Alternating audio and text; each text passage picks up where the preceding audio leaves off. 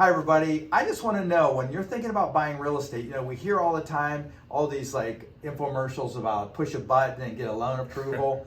So there's really a big difference, isn't there, between There is. pre-qualification and a pre-approval? Mm-hmm.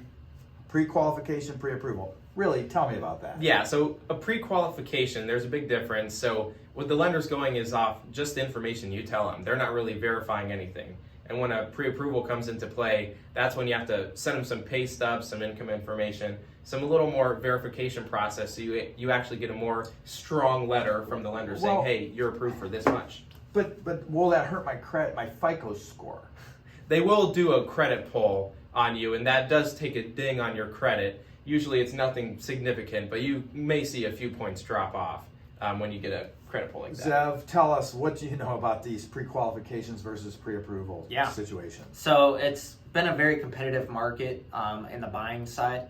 And so whenever you're trying to find a house that you want to have, you got to get your ducks in order. And then how do I win against all these other people that want the same thing that I do? Makes sense. So having a strong pre-approval letter, which says a lot of times different varying information, really what you want to have as the buyer going in to buy a house to make you stand out amongst everybody else, is basically stating that I've had some vetting of my credentials. Maybe my credit's been checked, my income, my debts, all that stuff's been verified. That way, when the seller's trying to pick out of the litter of offers, how do I know which one I'm gonna win with? You got a really nice footing to stand on. Well, you want to make sure you do your homework. Yeah. And when you only do it 2 or 3 times in your whole life, if that, you really need the guidance of one of these professionals to really help you understand the difference.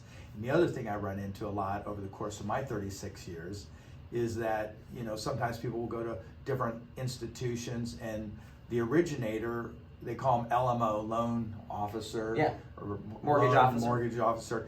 Those would be the people you'd be talking to give you the pre-qualification or the pre-approval. But I can promise you, just like realtors, they're not all created the same.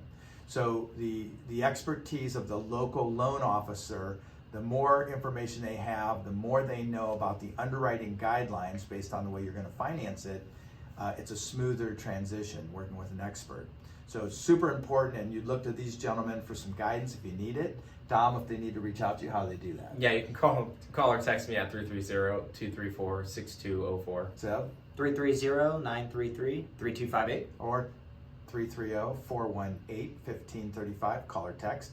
Check out our more than 480 5-star reviews at DominicFonte.com.